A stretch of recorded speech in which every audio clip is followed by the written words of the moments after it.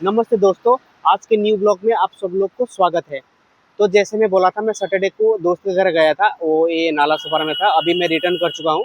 अभी मैं अंधेरी में पहुँच गया है। तो अभी मैं अंधेरी चकाला के आसपास में हूँ।